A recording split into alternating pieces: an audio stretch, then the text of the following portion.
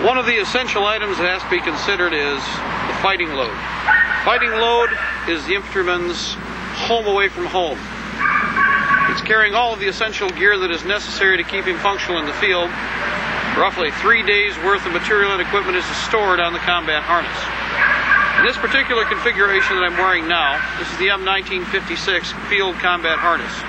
Originally issued in 1956 for the U.S. Army, it's made out of cotton and canvas and is much quieter than many of the new items that are manufactured.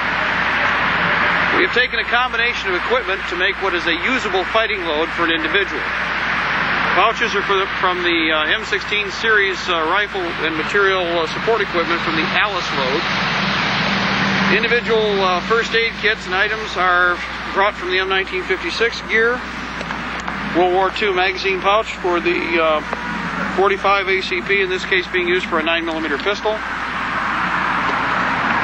Again, an M16 utility mag pouch.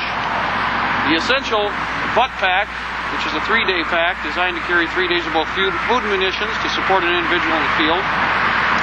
It's carrying, in this case, a shelter half, circa 1954 through 56, made for the Army, both a fall and green out pattern camouflage. 2 canteens are carried per person, and we're also carrying the U.S. entrenching tool.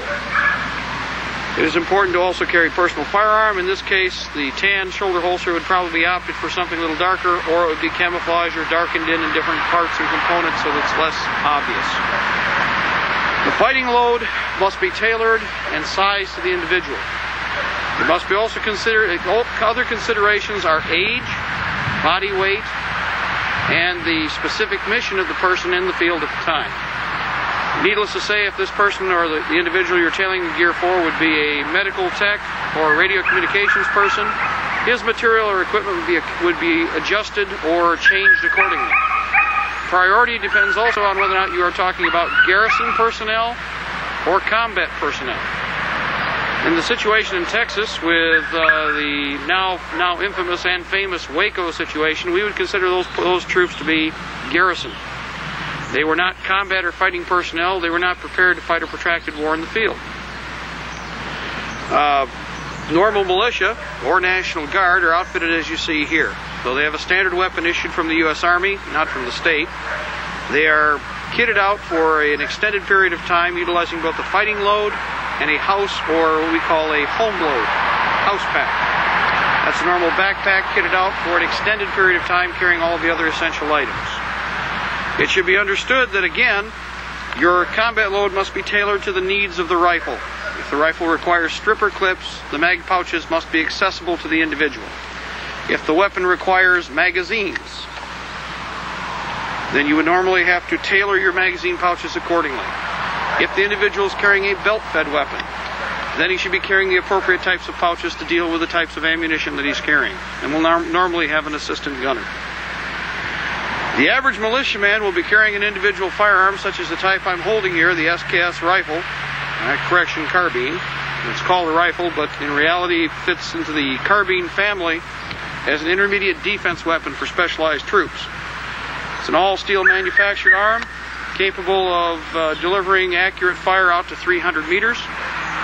It is well manufactured, good steel, good wood. If this weapon doesn't function, if this kit isn't properly tailored to its needs. So again, this is all an integral system.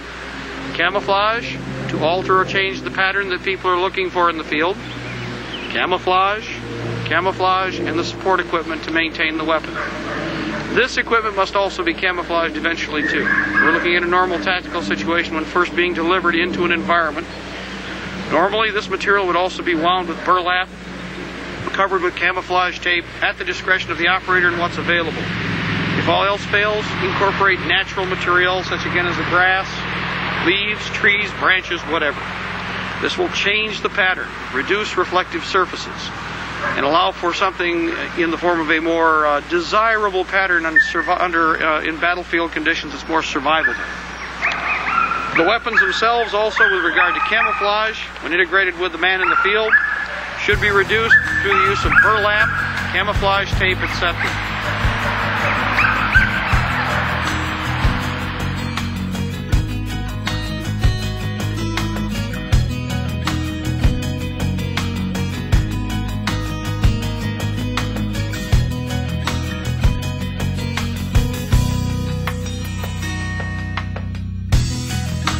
I cry for my country,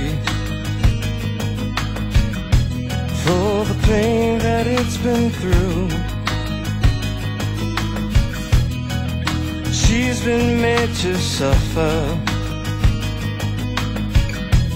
for the profit of a few.